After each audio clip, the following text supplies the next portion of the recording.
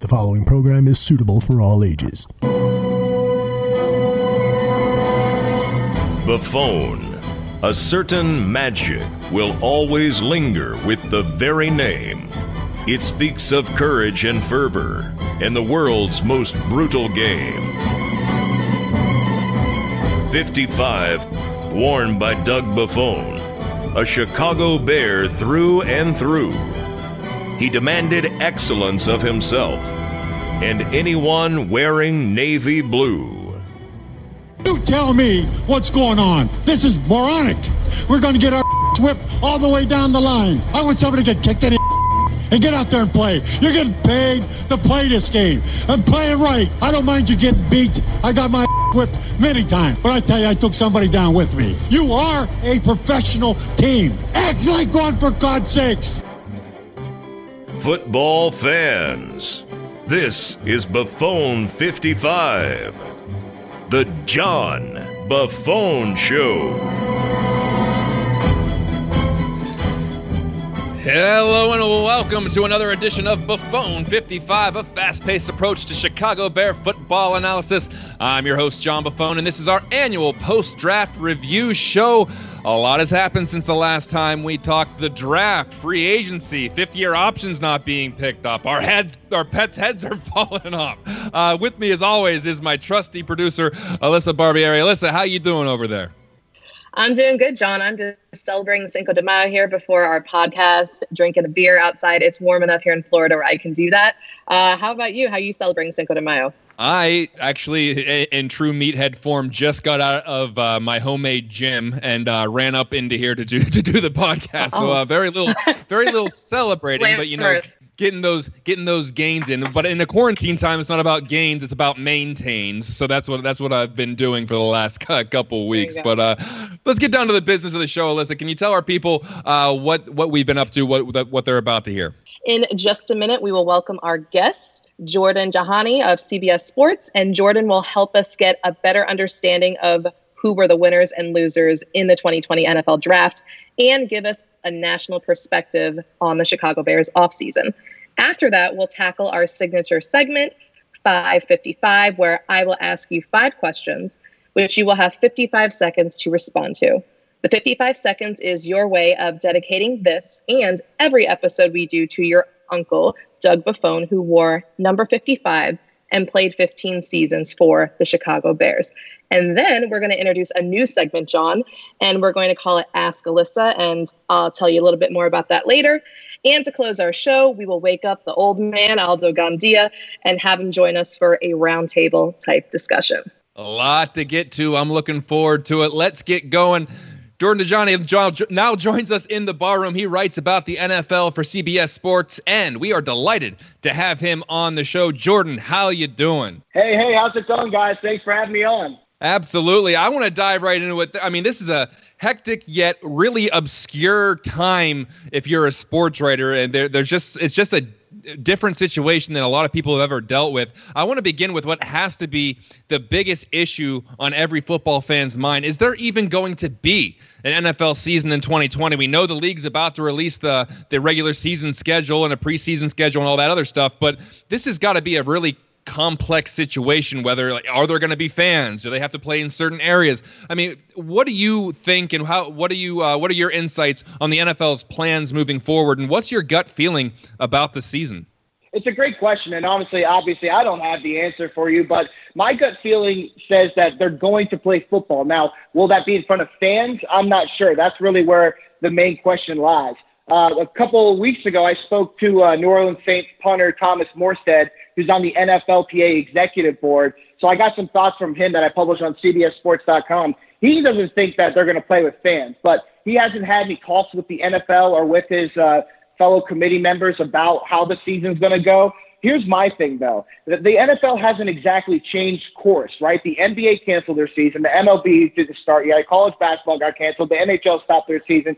The NFL, it's gone on as scheduled, even if the draft had to be 100% virtual. So my thinking is that they don't want to bow out just yet. Of course, they're going to take every kind of safety measure into consideration. But if I had to place money on it right now, I do think that there will be a season.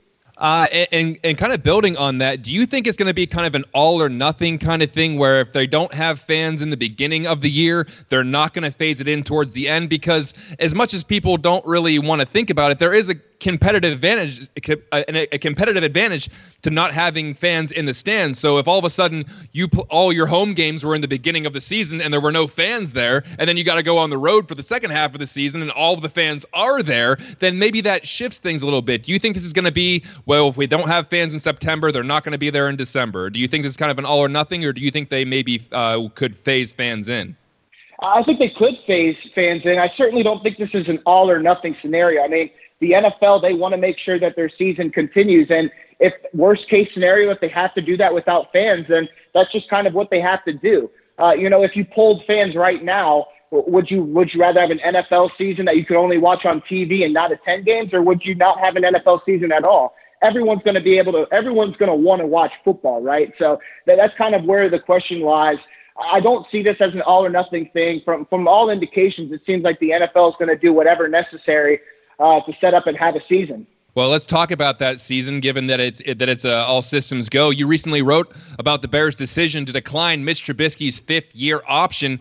In your CBSSports.com post, you wrote that the Bears want to light a fire under someone they believe has much more potential than he showed last season. From your vantage point, though, what has prevented Trubisky from living up to that potential, or is it just a case of the Bears simply overestimating those talents? I think it still remains to be seen, right? I don't know if we have a concrete answer yet. I mean, there's no doubt that Mitchell Trubisky regressed in his third season. I mean, his accuracy was pretty bad. They obviously went 8-8, and they went 12-4 the year prior. So this is the team in general regress. So the quarterback is the most important position in football. We all know that. So they need to figure out if Mitchell Trubisky truly is the face of this franchise, the future under center this year. And that's why I think they did a good job bringing in Nick Foles. You need to have somebody there ready to go who has starting experience to take over the reins of the offense if things go south, continue to go southward with Mitchell Trubisky. So, there's no surprise that his fifth year got declined. They're going to revisit this situation, but this is obviously a huge year for both the Bears and Mitchell Trubisky. Yeah, and the NFL is keeping its name out in the headlines right now because of things that are happening, such as declining fifth-year options and the draft. Obviously, we're some time removed from that, but people are still analyzing it. I'd kind of like to get your thoughts on Ryan Pace's 2 second-round selections: Notre Dame tight end Cole Kmet at number 43 and Utah cornerback Jalen Johnson at number 50. Do you think that they got those guys at the right selection? Do you think those were good value picks where they selected? Yeah, the Cole Kmet pick was very interesting to me because, listen, he's a well-rounded tight end. I like the prospect. I think he could be good for the Bears. But, I was just thinking that the Bears don't desperately need a tight end, right? What do they have, 9 on roster right now, especially with their first pick in the draft. So I was eyeing guys like Grant Delpit or Winfield Jr. out of Minnesota, get somebody in the secondary to fill that hole. I know you guys just recently signed Gibson, I believe, which hopefully will be a good starter in the safety there. But I like Kmet, but I don't think that I necessarily would have taken him with that pick, your first pick in the draft. It would have been okay if you had a first-round pick, but obviously the Bears had to make do with what they had. So I like the Cole Kmet pick, but I don't know if it's exactly an A-plus pick. Now, Jalen Johnson, I think that was an A-plus pick. I'm not going to lie. He was a guy who I was very high on. He's a guy who I thought could have been a first-round talent. He's physical. He's got good size. He should have the ability to come in and make an immediate impact since the Bears definitely had a hole at cornerback. So, Pace talked about how his instincts and awareness, they really just jump out. He has good ball skills. He's somebody who I definitely believe has a future in this league. Now, as per usual, Ryan Pace was pretty active in the mid to late rounds. He went out and got Tulsa defensive end Travis Gibson, Georgia Southern cornerback Kindle Vildor, and a guy I actually mocked to the Bears, Tulane wide receiver Darnell Mooney. All of those guys in the 5th round, and then Arlington Hambright and Latavius Simmons, the 2 offensive linemen, kind of rounded out the final round. What was your analysis on the Bears mid to late round draft picks? I did like it. I think I would give it a thumbs up. I mean, with Gibson, he's a guy who's a bit raw, but you can't deny his ability to get after the quarterback. So I think you could have an edge rusher. Maybe we look back at this pick in a few years and say, wow, that was a pretty nice value pick. He has some veterans who he can learn behind for a bit until he develops into a full-time starter. Hopefully he develops into that player. But the cornerback out of Georgia Southern, Vildor, he obviously popped up on the radar for the Bears. You probably heard the story about when he caught an interception and he didn't allow a completion in coverage against the Clemson team that was ranked like number 2 in the nation at the time. I think he's a tad undersized, but he definitely knows how to challenge receivers when the ball's in the air. As long as he stays in position, he'll be able to do his job well. He's aggressive in the air. He knows how to challenge those receivers. He's good at knowing when to get physical, if that makes sense. He's great at popping out the ball if the receiver does make a catch. Now, with Mooney, he's a guy I like a lot as well. Very athletic, very fast. He ran like a 4.38 at the combine. He's good at getting separation, but obviously he won't have as much success doing that at the next level. But, man, let me tell you, this kid is scary in the open field. He's great at positioning for the deep ball as well. So, I saw you guys sign Ted Ginn. He's known as a speedster as well. He's 35 years old, though. So maybe Mooney can kind of be that, like, Swiss Army knife. He's a fast guy. So it'll be interesting to see what the Bears can do with him in their offense. Yeah, the Bears offense loves their gadget players. It'll be interesting to see how he kind of fits into that mix. We talk about Ryan Pace moving up, moving back, being very active in the draft, but also some criticisms coming along the way. First and foremost, the Trubisky pick, and then, guys like Leonard Floyd not working out, and trying to erase draft messes with, free agents. So what is your opinion on the Bears general manager and the job he's done over his 6-year period in Chicago? Right. You obviously can't give it an A+. I think that he's made some questionable decisions, but you do have to appreciate his aggressiveness, right? I mean, he's had no problem trading up to take some of these players like Mitchell Trubisky. So you think you have to respect that. Obviously, he hasn't hit on every decision he's made. I know that Bears fans probably have a lot of ire towards him, but I think he's done an okay job. I guess I would put it that way. He has been aggressive. I think you have to be as a general manager if you want to win in this league. He has to get some credit for that 12-4 season they put together a year ago. But like I said, they regressed. The team regressed as a whole. They went 8-8. So he's definitely feeling his seat get warm. Jordan, we are a Bears podcast, but we do like talking about the Packers on occasion, especially if there's criticism being thrown at the Packers. So I was interested in getting your analysis on Green Bay going out and getting apparently the successor to Aaron Rodgers in a draft where there was an abundance of wide receivers, and they go out and they get a quarterback that could be taking over for them in a couple years. Does this, in your opinion, show a sign of Green Bay getting ready to close the window on the Rodgers era, or do you think that he does play out that contract, which I believe goes to 2023? To be honest with you, I think people really overreacted with this pick. I mean, I agree that it's not good to take a quarterback in the first round, especially if you have one of the best signal callers in the league currently under center. But I don't think it's necessarily them trying to close the door on Aaron Rodgers. I think that he could play Jordan Love's rookie contract out, to be honest with you, and Love doesn't start any games. I think that's very possible. I mean, when Brett Favre was out there balling, they went and drafted Aaron Rodgers, and it worked out pretty well. Jordan Love is one of those prospects who's a little bit of more of a project in my mind. He's certainly not somebody who I wanted to come in and start immediately. So, again, it's questionable at best for sure to take a quarterback number one with your first pick. But I don't see it as the end of the world. But where they really messed up is, their second pick, they took running back A.J. Dillon, a guy who I really like out of Boston College. But, again, a weird spot, right? You're one of your running backs, Aaron Jones. I think he led the league in touchdowns from scrimmage. And then you got another guy behind him, Jamal. So I thought that was an interesting pick. I'm not sure why they did that. And like you said, this was one of the deepest wide receiver classes in recent memory. They definitely needed help at that position, and they didn't even take a receiver anywhere in the draft. So obviously you got to call out the Packers for that. I don't necessarily have any losers from the draft, but if I had to pick one, it'd probably be the Packers. Let's stay in the NFC North as a whole, based on the information we have available to us at this point, which is way too early to be, making projections and things like that. But how do you see the NFC North shaping up this year with Green Bay, Minnesota, Chicago, and Detroit? Yeah, with the Packers, I mean, you have to admit they were a pretty good team. A rookie head coach going 13-3. They didn't necessarily have any amazing wins on their schedule, but this is a team with a lot of talent who has the potential to go back-to-back. Now, the Minnesota Vikings are an interesting team to me because I think they're one of my big winners from the draft. Justin Jefferson's one of the top wideouts in this class. Jeff Gladney's a talented corner. They got Ezra Cleveland, the offensive tackle, in a value spot, in my opinion.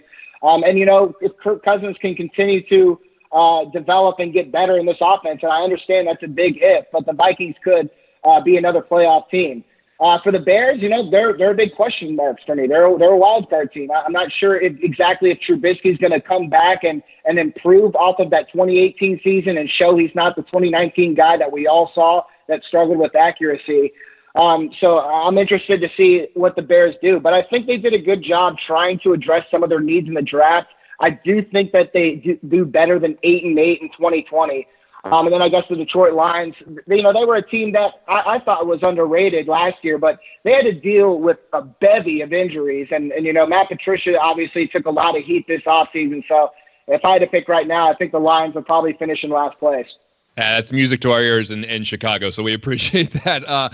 One of your more recent posts over at CBSSports.com was devoted to next year's NFL draft and the possibility that quarterback Trevor Lawrence might not be the number one overall pick as everyone expects. Can you kind of share with us the thinking over at CBS regarding the 2021 draft? Yeah, it's a very, very interesting because, we thought there were some quarterbacks with potential in this draft class, but I think that next year could have some interesting quarterbacks as well. Now, I'm not exactly making the argument that Trevor Lawrence might not be the number one pick or will definitely not be the number one pick, but I am interested in a guy like Justin Fields at Ohio State because he did really well in his first season. He was like a Heisman Trophy finalist. He put up monster numbers.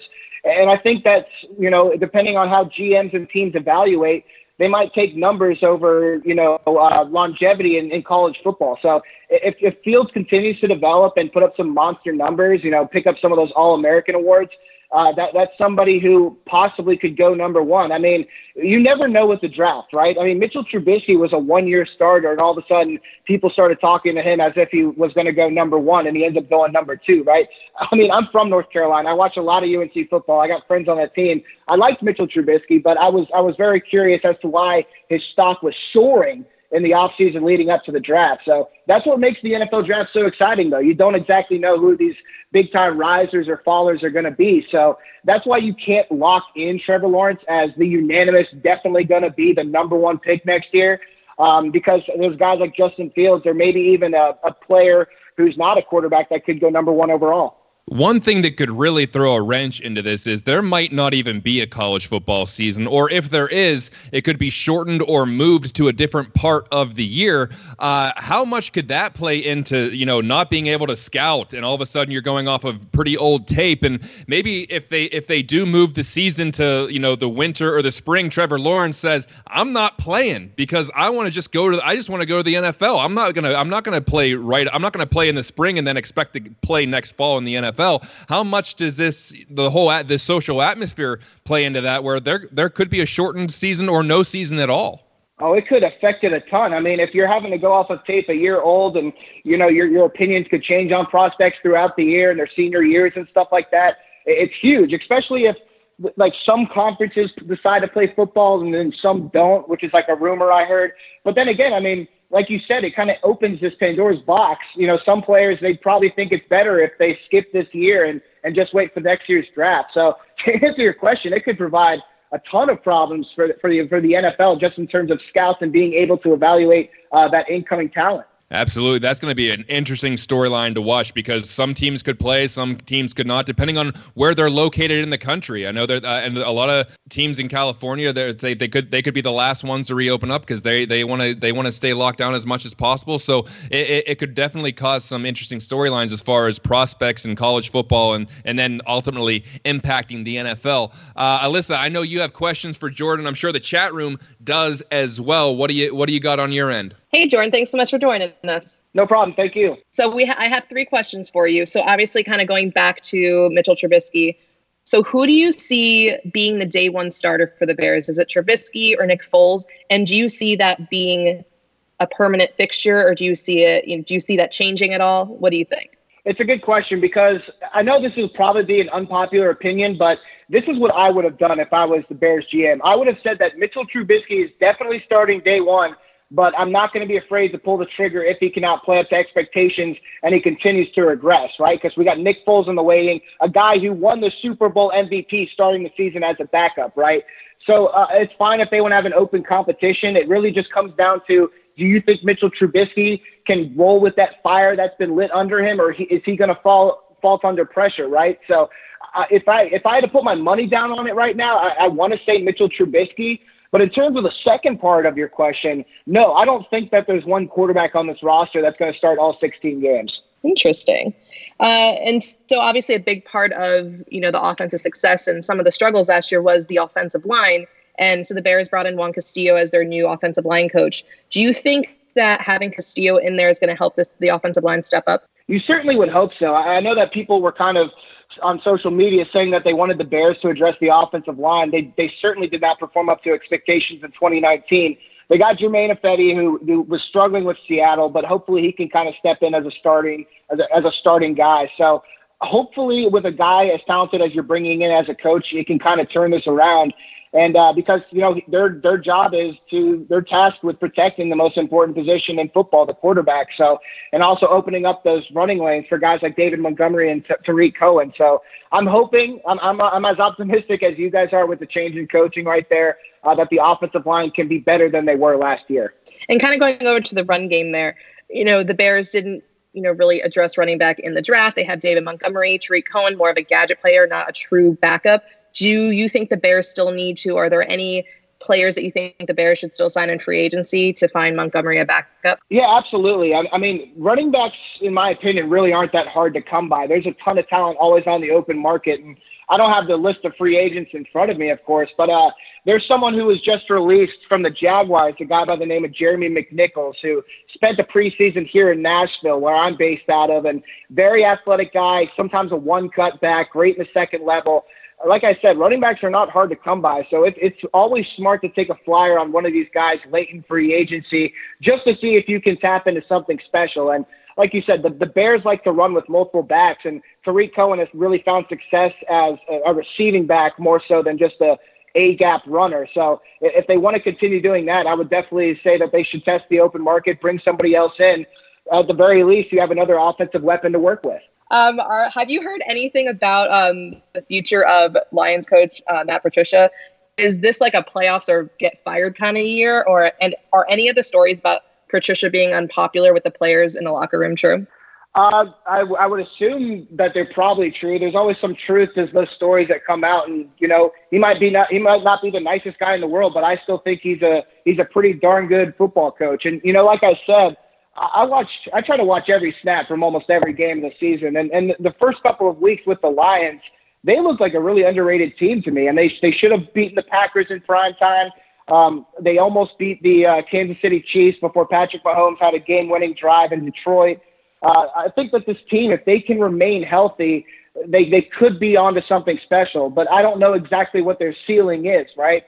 You would guess maybe it's as a wild card, but they're in one of the toughest divisions in football. So I'm not exactly predicting the Detroit Lions to have some breakout year. We don't know how much gas Matt Stafford's got left in the tank. But when it comes to Patricia, I know that the front office does like him. They do feel like they have the right guy. He's got that New England mindset that he hopefully can bring a Lombardi trophy to Detroit. But as we all know, there's a lot of work to be done on that team. Well, awesome stuff, Jordan. A lot of stuff that we kind of unwrapped there. We really appreciate you dedicating so much time for this segment. Before we let you go, can you please tell our listeners where they can find you on social media and where they can find your work over at cbssports.com? Yeah, sure. Give me a follow on Twitter at Jordan Dajani. That's Dajani. And, of course, check out cbssports.com because it might be the off-season, but it's definitely not the off-season for us. We're rolling out a ton of content every single day. Really analytical pieces, looking at team by team what they need to do in the 2020 season. So there's always something going on at cbssports.com, even during these unprecedented times. Once again, thank you so much for being on Buffone 55. A lot of good insight there. Everyone should check out his work over at cbssports.com. Jordan Dijani, thank you so much. We'll talk to you down the road. Anytime. Thank you.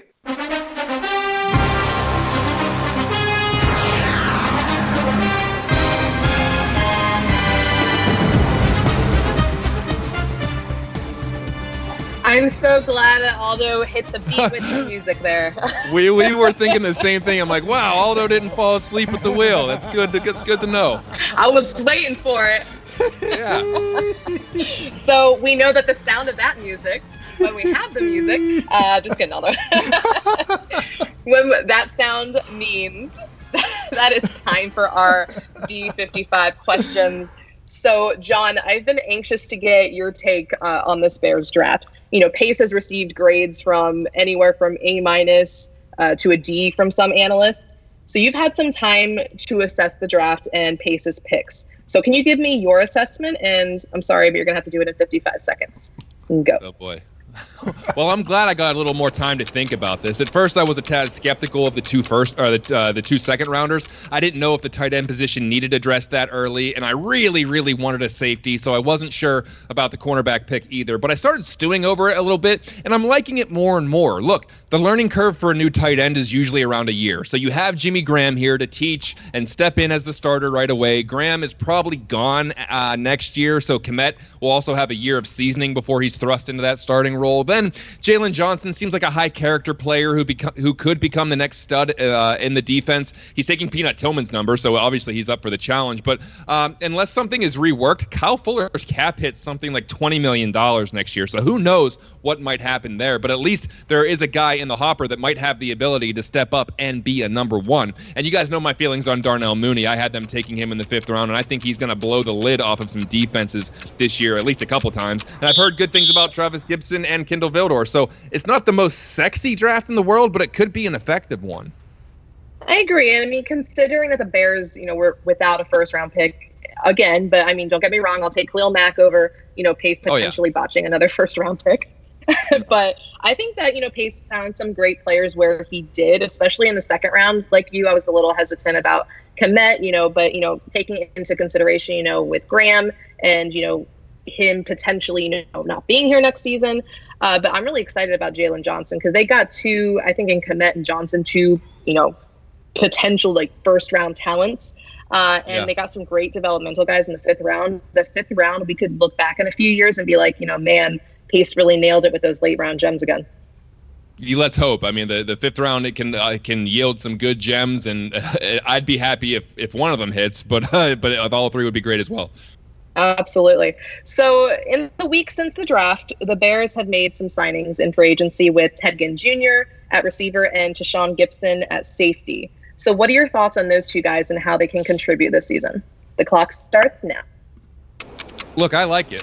Ginn is a professional, and he still has some zip in the legs. I know he's about 35 years old, but he still has speed. They're obviously acquiring straight speed for this offense. Ginn, Moody, Patterson, Cohen. Could we maybe be seeing a much more vertical offense this year? Is that being crafted for Nick Foles? I don't know, but I think Ginn does make the 53-man roster, but we'll get into that in just a bit. But as far as Shawn Gibson, he's 30 years old. He's probably going to be another seat filler safety until something long-term can be figured out, but he did make a Pro Bowl in 2014. He had 6 interceptions that year. He's a nice little story. He was an undrafted free agent in 2012.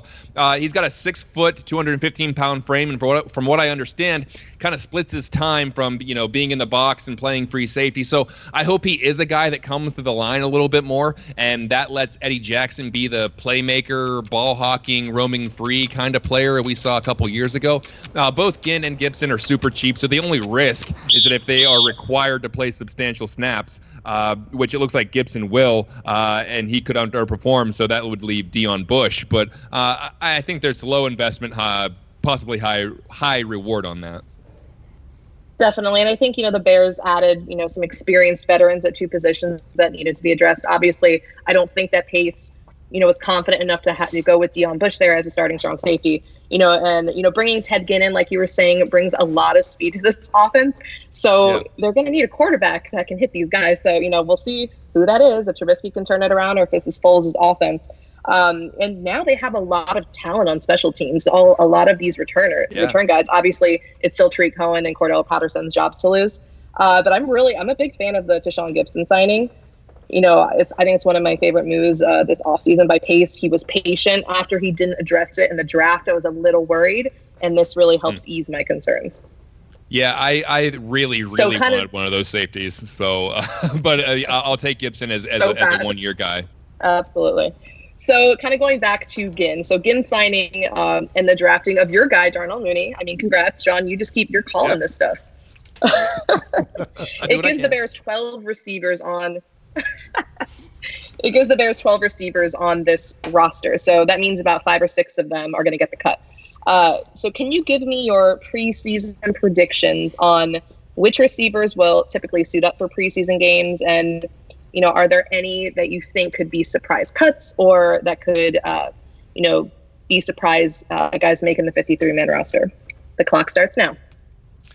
Well, in this way too early assessment, I think the Bears wide receiver core is going to consist of Allen Robinson, Anthony Miller, Darnell Mooney, Cordero Patterson, Ted Ginn, and Riley Ridley, which would leave Javon Wims on the outside looking in. However, I tweeted this last week. The Bears only have 2, maybe 3 solidified running backs on the roster right now. And if they are truly committed to getting the ball in Cordero Patterson's hands more, which they said they are, maybe he's kind of that hybrid running back wide receiver position, and that would open up another roster spot, and the Bears would be able to carry another wide receiver. But it's very possible that two guys like Riley and Wims could be duking it out over a roster spot in the preseason. God willing, there is a preseason. But another guy to look out for is Ahmad Wagner from Kentucky. He's a huge 6'5", 235-pound guy. Drew a ton of pass interference calls in college. Originally signed to play basketball at the University of Iowa, so he's another one of those guys that could maybe transition to tight end at some point. I know, another tight end. But I think it's more probable than not that a name that Bears fans are familiar with, whether it be Wims or Ridley, will be off the team come September. I mean, obviously, we didn't get to see Ridley last year, and I feel like we were robbed a little bit there. And so I'm really curious to see, exactly what did the Bears get in Ridley. He has an off season. Obviously, right now it's a little different, but he has an additional off season to learn the playbook, and I'm curious to see what he looks like out there. And hopefully, with Anthony Miller coming off shoulder surgery again, we'll get to see a lot of guys like Ridley and Wims there in the preseason. Yeah, and that's why I really hope that there isn't a super short preseason, or if there is no preseason, that wouldn't be great either. So I think that because the Bears have a lot of decisions to make, and preseason would certainly help that move forward. Absolutely. So kind of going over to the running back position, after second-year running back David Montgomery, the Bears don't really have a running back who has rushed the ball 100 or more times. So clearly this team needs to bring in a veteran running back, like we were talking with Jordan, into training camp. So of the available free agents out there, are there any guys that you like for the Bears? And you've got 55 seconds. Well, there are some names of yesteryear that are pretty interesting. Devonta Freeman, Lamar Miller, LaShawn McCoy, Carlos Hyde. But, a lot of those guys are pushing 30 or above. I don't know if the Bears are really going to go out and get that type of player. Some of those guys have injury histories, and that's probably not what they need to round out an already short-staffed running back squad. I was a little intrigued by C.J. Prosise, but, he deals with a new injury every year. He's landed on the IR the past 3 seasons, so maybe that's probably not an option. But how about a guy like Devontae Booker? He's going to be 28 years old this month, but he's been pretty durable throughout his career so far. He had 612 rushing yards his rookie season in Denver, and 3 of his 4 seasons in the NFL, he's had over 30 receptions. So he is kind of a versatile guy. So he wasn't used a whole lot last year with Phillip Lindsay and Royce Freeman in the backfield. He could maybe be a guy they bring in. I also think that they could just go the undrafted free agent route. I think that's a real possibility. Some other fun names that are available that the Bears could go after would be like Buck Allen, Bilal Powell, Theo Riddick. The ageless wonder Frank Gore got signed today, so sorry Bears fans, we're not going to get 37-year-old Frank Gore, but there are some options still out there. Yeah, I'm curious, like you mentioned, whether the Bears go out and make a move like that, or it'll really be telling of their confidence in Ryan Nall. Like what, he's been a preseason darling these last couple years. What is their confidence level in him that he can be that complement to David Montgomery? Or, will they go with one of the young undrafted free agents that they added on their roster? We'll wait. I guess we're gonna have to wait and see. Yeah, and once again, this is an offseason like no other, so it's gonna make those decisions even more difficult. Absolutely. So the projected starting lineup for the Bears is now in focus. Obviously it's still very early, but we're probably looking at Kyle Fuller and rookie Jalen Johnson at cornerback, Buster Screen at the nickel, safeties Eddie Jackson and Tashawn Gibson, at inside linebacker Roquan Smith and Danny Trevathan, and then coming off the edge with Khalil Mack, Robert Quinn, and then obviously that defensive line returning a healthy Akeem Hicks, Eddie Goldman, and Bilal Nichols. So is there anything that worries you about this starting defensive lineup, and what has you the most hyped? You have 55 seconds.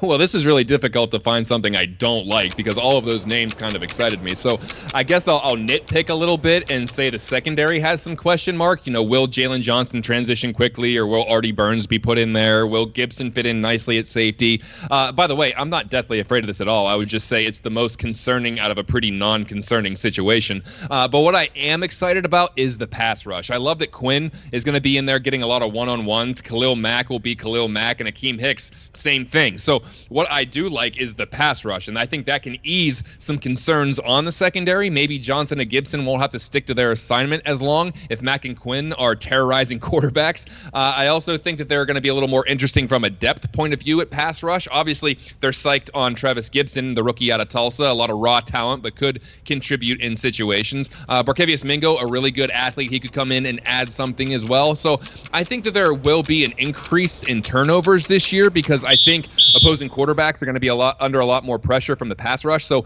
I think I'm really excited about this defense to see what could potentially happen.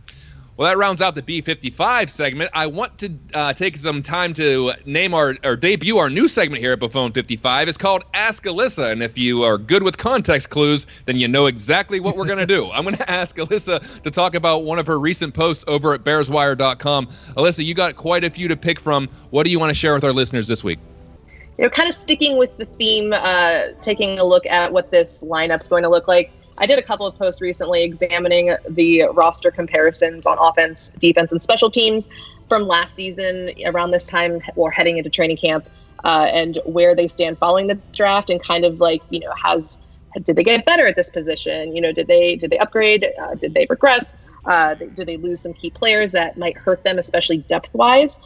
So like over at offense, obviously they upgraded at the quarterback position, bringing in a former Super Bowl MVP like Nick Foles, someone that has experience and that's going to challenge Trubisky for the starting job. Receiver, obviously adding some speed to this offense, which was severely lacking last year. And tight end, you got rid of Trey Burton. Adam Shaheen's likely on the way out.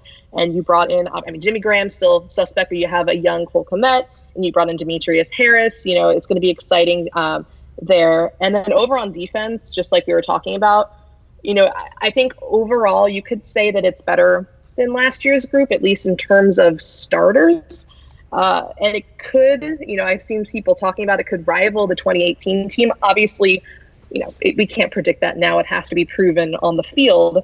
But, the Bears defense, they got better at pass rush, getting rid of Leonard Floyd, bringing in Robert Quinn. Cornerback, I think, with bringing in Jalen Johnson, Prince was solid. He had his struggles last year, but he's proven to be solid. But obviously the Bears couldn't afford him. And then bringing in safety, I'm really excited about Deshaun Gibson and seeing what he's going to do. Mostly excited that Eddie Jackson gets to go back to free safety where he was his first 2 seasons, and he just absolutely lit it up. I think looking at the defense, the biggest concern is depth. As we saw last season, health isn't always guaranteed in this league. And if these starters can stay healthy, they'll be good. But something that I'm really concerned about is the depth at inside linebacker, for example. Obviously, last year, both Trevathan and Smith, had their injuries. And luckily, Nick Kwiatkowski and Kevin Pierre-Louis were able to step in and contribute like they did. But, I think more than anything on defense, the concerns would be depth.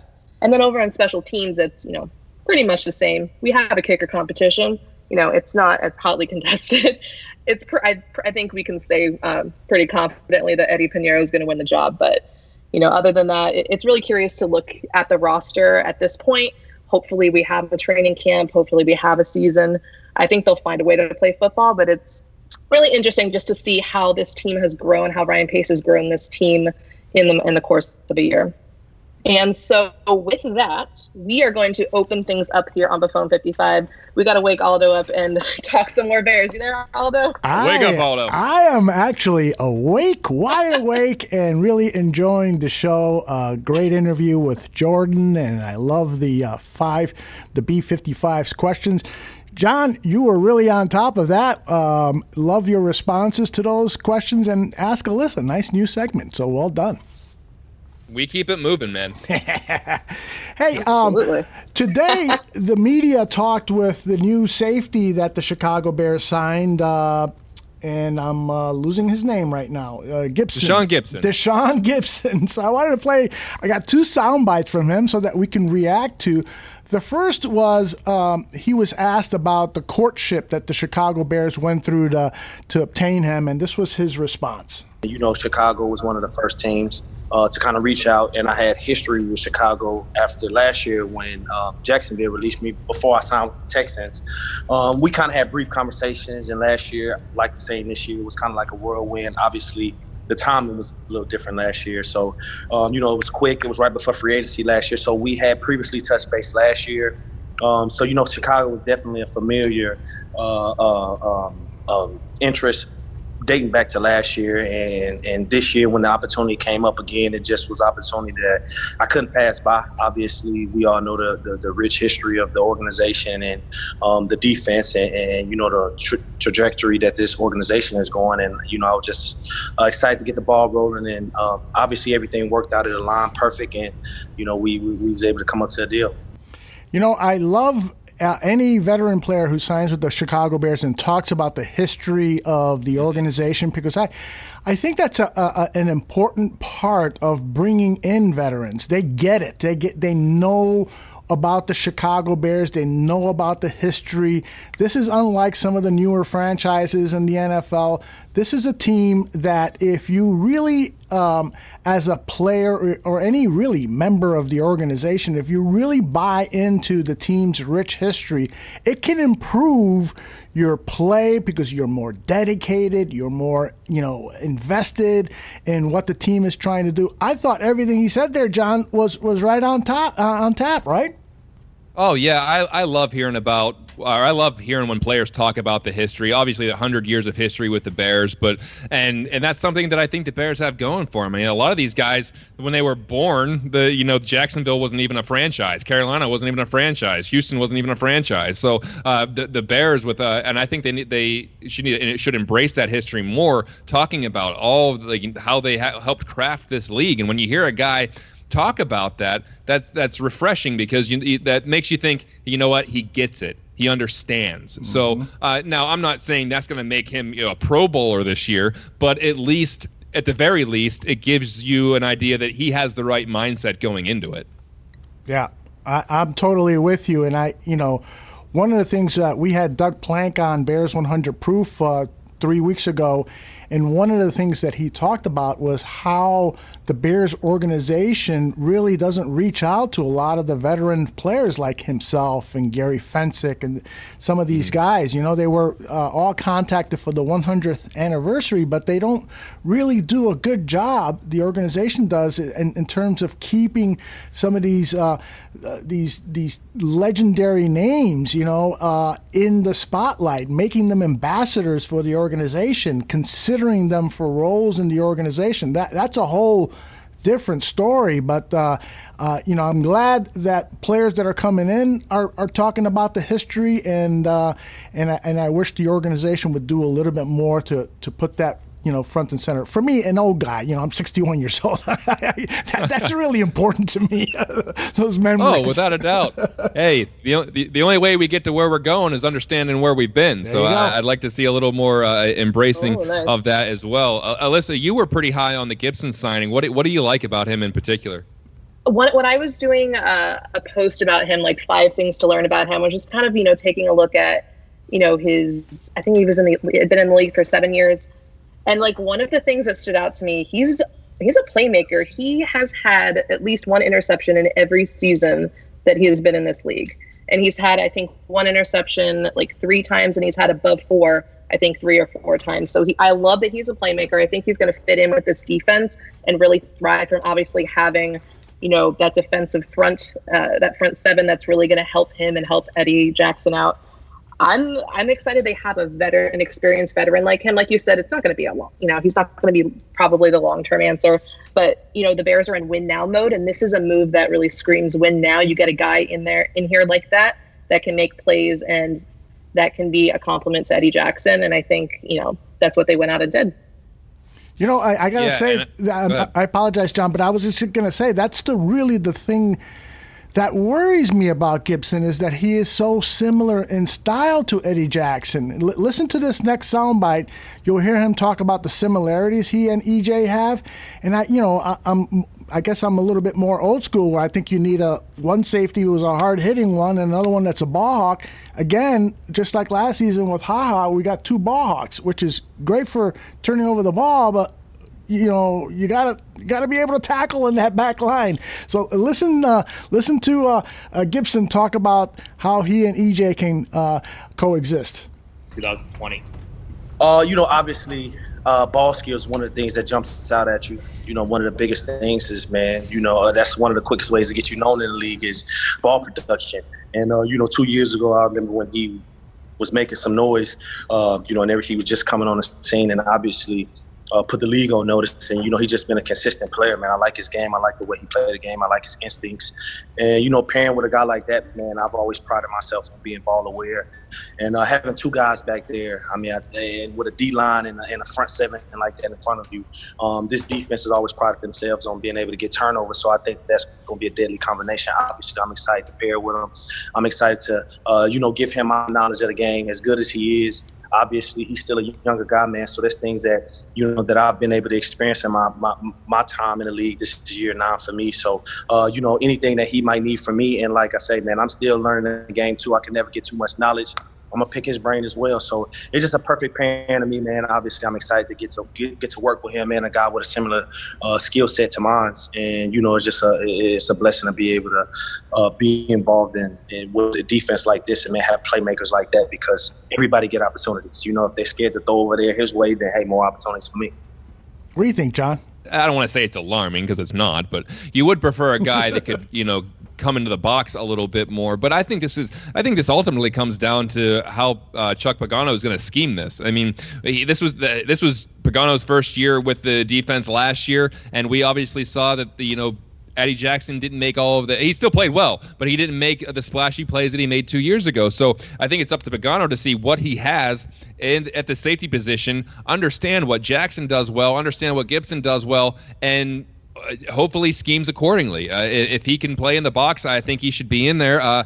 But maybe Pagano maybe wants to be more aggressive this year, get after the pass rush, and then maybe try to create turnovers in the secondary by having them both ball hawking. I don't know. I'm not going to pretend that I have an in on the X and O right now, but I think a lot of this will come down to how his role is schemed up. Yeah, Alyssa, I agree with John there that it's mostly about scheme right now, because this is the new NFL, and maybe the old line of thinking that you need a box safety, one who's a great tackler, the strong safety, and one that is more of a ball hawk, maybe that's old thinking, and maybe really what is more appropriate for a league that is seeing 40 to 50 passes from one team alone in a game. Maybe you need two ball hawks back there. What are your thoughts? Kind of piggybacking on when John was saying about, Pagano, scheming it. I feel like now that was his first year as defensive coordinator last year, I feel like he has a better understanding of what Eddie Jackson does well. Obviously, Gibson coming in, is going to be brand new. He doesn't know him as well, but, I ultimately think that it's going to come down to what does he want to do? How are they going to be more confident with, getting after the quarterback and forcing those turnovers and really relying heavily on that? I guess we're going to see ultimately, if we get football going here, exactly how he does that. Yeah. Man, I'm just a little uncomfortable with it. I like the player. I like his attitude. I just hope that Pagano knows what he's doing, because I think that this is coming from Pagano. I think he wants these two ball-hawking safeties. Right, John?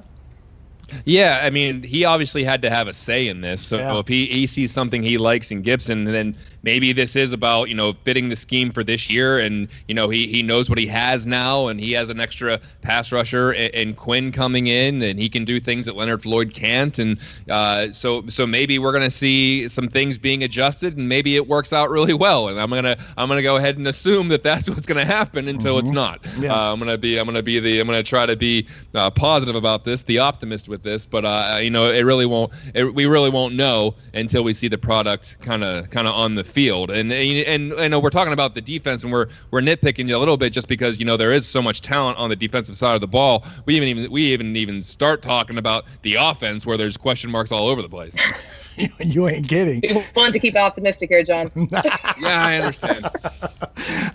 Well, and staying on that line of thinking, I said as soon as the Bears signed Juan Castillo, I started saying on social media that I think that this is probably going to be the biggest off-season acquisition in terms of the offensive line that the Bears are going to do. They're going to rely more on Castillo getting the most out of the talent that is already there, as opposed to bringing in any, high draft picks devoted to the offensive line or big-name free agents in the offensive line. And I think I've been proven correct with Jermaine Ifedi being the biggest offensive line acquired in free agency, and then in the draft, 2 7th-round picks, guys that Juan Castillo can mold for 2021, 2022, because there's no way you're going to see any of those two guys take the field this upcoming season.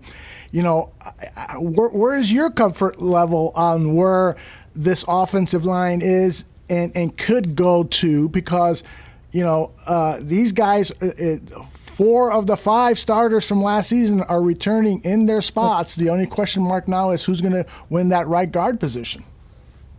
Yeah, and I think you're right. I think that they backed themselves up with some, monetary commitment to this line a couple years ago, and they kind of thought we got to ride this out at least one more year. So let's shake something up with the coaching staff. Let's see if the Castillo can get something out of these guys, because you're going to have to bring, like you said, you're bringing 4 of the 5 starters back because you almost have to. Mm-hmm. And that right guard spot will have a little bit of competition. I can see maybe Ifedi having the inside track there just because he did play better at guard than he has at tackle.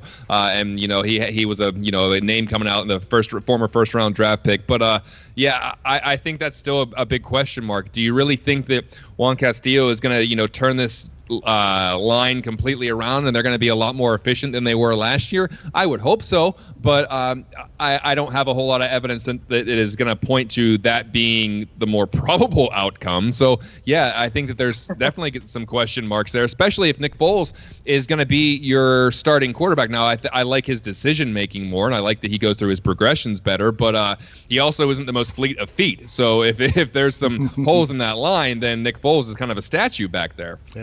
Yeah, I'm with you, John. I'm not, too confident, or I don't want to get too optimistic here about the offensive line. But I think that bringing in Castillo and the fact that, like Aldo was saying, they didn't, make any big splash moves, whether in the NFL draft or in free agency, says a lot about their confidence in Castillo and coming in here and righting the ship. So I mean, that's what we can hope for at this point. And we're in the off season, so I guess we can be a little optimistic here. I'm trying. Before we inevitably see what happens on the field. Yeah, how have we gone this long without even talking about the quarterback position yet? I think they're just putting it off.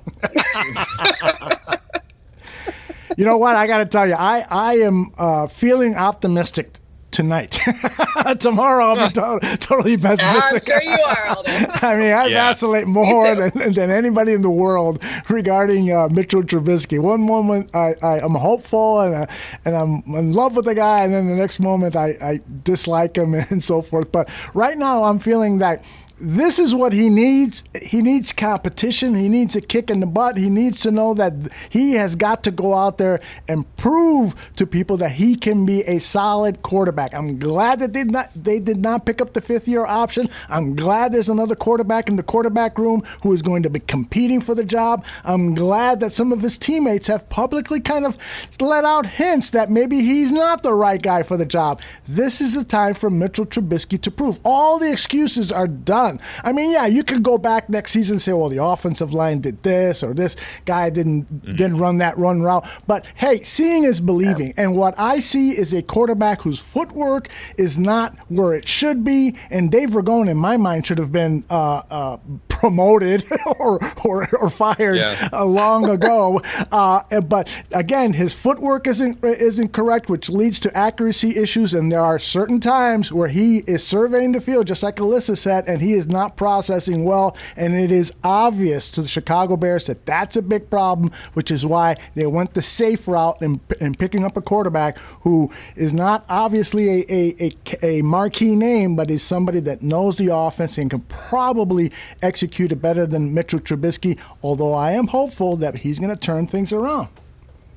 And how about the criticism of the Bears? I'm sorry, Alyssa, but the criticism of the Bears right now is, well, look what Jameis Winston signed for, and look what Andy Dalton signed for. If the Bears just would have been patient about all this, they wouldn't have had to give up a 4th-round pick. But I'm thinking to myself, can you imagine if the Bears went into the draft still with just Mitchell Trubisky, and then after the draft, all they have is Mitchell Trubisky? Can you imagine the criticism coming down at that point? And then do you really – there's a reason these guys aren't the starter for their team anymore. Do you really want Jameis Winston under center for the Chicago Bears, where your strength of this entire team is the defense? And what neutralizes a good defense? Turning the ball over. Yeah. And this is a guy that threw 30 of them last year. So you want to maybe compromise your biggest strength to bring in Jameis Winston? Andy Dalton, is he a huge upgrade over Nick Foles? Yeah, he has more consistent starting, but look at the playoff the record there. And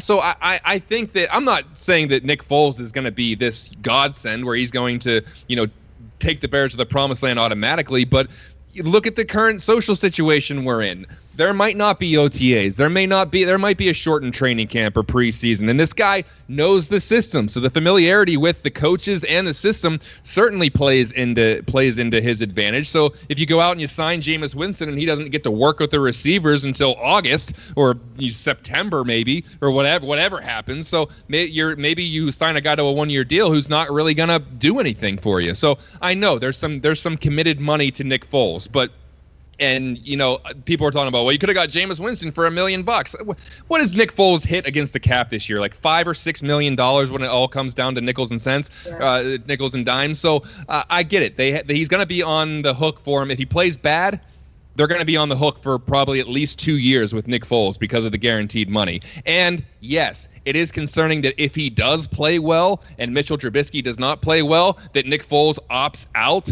and they're stuck with nobody at quarterback, which is why I kind of wish they would have picked a developmental guy later in the rounds in the draft. But so there are some doomsday scenarios with this whole quarterback situation. But I mean, to say that they just botched it completely because they should have went out and got Jameis Winston, or they should have went out and got Andy Dalton, or they should have signed Cam Newton, who we still don't know if he's healthy enough to play football, whether it's the shoulder or the foot, and where they probably wouldn't be able to get their own doctors to check him out until almost the time for the season to start. So it was a tough situation. The Bears saw the guy they wanted. They gave up a 4th-round draft pick, and if Nick Foles turns out to be pretty good, then it's worth the 4th-round draft pick. But and like I said, I'm not trying to die on the Nick Foles hill right here, but I think that there's some serious overreaction to what the Bears should have did at the quarterback position.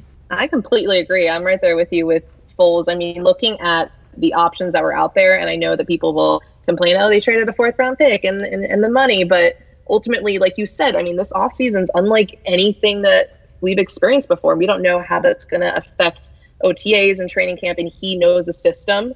And like you said, I don't expect, if Foles is the guy that wins the job, I don't expect him to come in here and just be this MVP type quarterback. But with this defense, you don't need a quarterback like that. You just need a quarterback to do enough and run this offense, have a middle of the pack offense, and let your defense take care of the rest. I mean, then kind of going back to what Aldo was saying about Trubisky, I mean, how many times last season did we talk about the Bears were coddling him and how much that did not work? I mean, I think back to, now that obviously he has the competition to motivate him, I think back to the Redskins game in week 3 when that clip of Nagy kind of, yelling in the space, and then he goes right. What does he do? He goes out 3 plays later, throws a touchdown. I think that he'll respond better to this type of coaching, lighting fire under his ass, than many people realize. And so there are a lot of people already writing him out.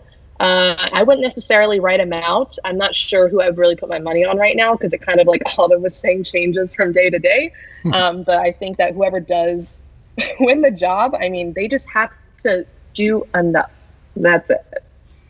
Yeah, this whole issue about coddling Trubisky still bothers me to this day. We know that they kept Mike Burton, that fullback, on the roster long after he should have been on any NFL roster because he was Mitch's roommate and that he really liked him. We know that, the Chase Daniel signing was because those two had a bond and Chase was really good about supporting Mitch and knowing that Mitch was the guy and so forth. And we know that they kept Dave Ragone long after he should have been the quarterback coach, despite the fact that those mechanical issues. Right. Those mechanical issues were not corrected year after year. You still see that left foot swing wide open and a pass go over somebody's head. So it is now time for some tough love, and I'm sure the Bears are like me. I love the guy. The guy shows up wearing a Ditka uniform. The guy is charismatic. The players, they speak highly of him. He's a great, great guy. But at a certain point, this is business, and you gotta perform, and you gotta be told, hey, if you don't get it done, I got another guy waiting, ready to take your job, and no more coddling. We talked about this a couple weeks ago. I think the writing's on the wall. I honestly think that if they get any sort of a preseason or training camp, I think Nick Foles is the starter. And I just think that's a Nagy guy, that is a Laser guy, that is a DeFilippo guy, and I think that they like what he brings as far as understanding the system or the skill set that is needed to run that particular system. The best case scenario is Mitch balls out and he turns into what they want him to. I just think that they are already prepared for Nick Foles to be the starter. And if Mitch does show up, then all of a sudden, you can franchise tag him next year or you can extend him. But I just, in my gut feeling, I'm predicting that Nick Foles is going to be your guy much earlier rather than later. Yeah, I would have loved to have gotten your take.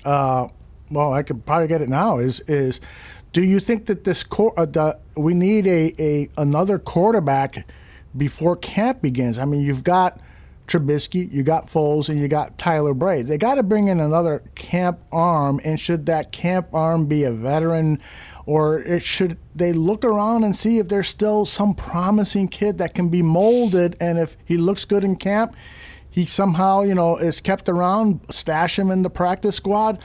Or at this point, have you sort of said, this is who we're going with, and whoever they pick up for camp isn't going to matter because there's the likelihood of bringing somebody in is that has any kind of future with the Bears is unlikely. Just like Tyler Bray is not. He's not going to. Tyler Bray's not going to see a snap, in my opinion. No. They'll bring back Mark Sanchez.